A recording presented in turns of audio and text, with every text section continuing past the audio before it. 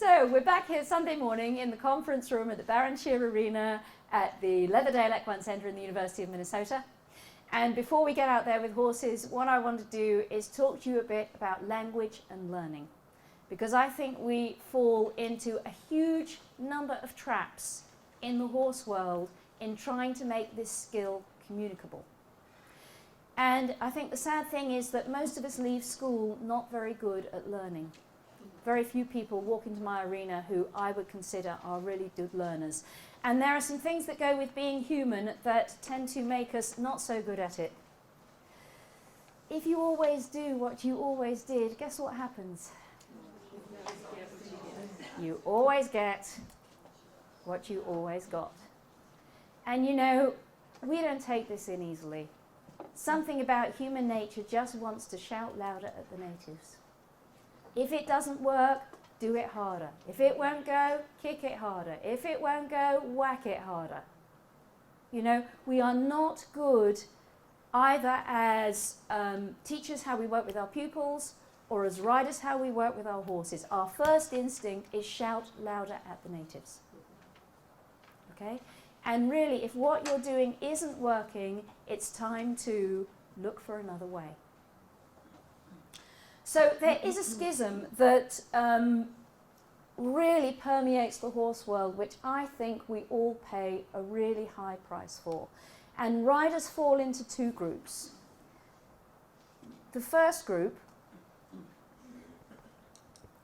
are the folks who do not know what they do. Right? So most professional riders will be the talented riders who basically don't know how they do it. They just get on a horse and they ride. They're the people who are going to say to you, just sit there, just relax, just sit. It's easy, just sit there.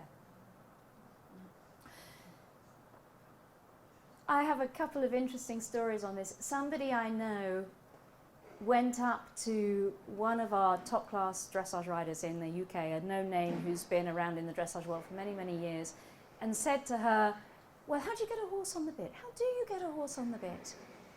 And to her credit, she said, well, I don't blooming well know, do I? In other words, I know in my body, but I can't tell you in language.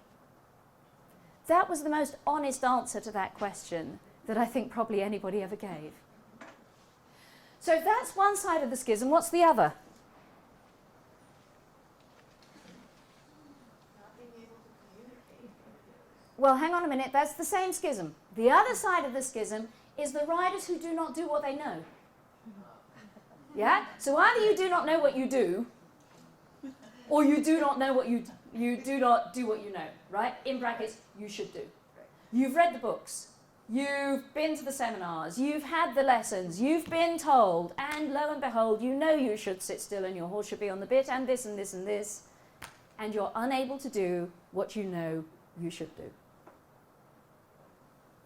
Right? And I have been told to go and take up knitting. You know, most of us, many of us in our lives have been told, never mind dear, go keep guinea pigs. You know, if you're the kind of rider who doesn't have talent, who has not been able to translate the theory into practice in your body, there are many trainers out there who don't have answers for that. So let's do a little head count here. How many of you would be riders who reckon you can do a pretty good job up there, but don't really know what you do? Would any of you put yourself in that bracket? Yeah, put your hands up a little higher. So we've got some of you who would say you're pretty good riders, but really you don't know how you do it. And how many of you would put yourself in the category of you've read the books, been to the places, you know what should be happening, but you can't make it happen? Okay, this is by far the vast majority of the horse world. Yeah? You know what should be happening, but within your body, you're struggling to translate that into action. So if you don't know what you do, if you're one of those riders, one of the minority that doesn't know what you do, we'd say you have instinctive knowledge, you have know-how.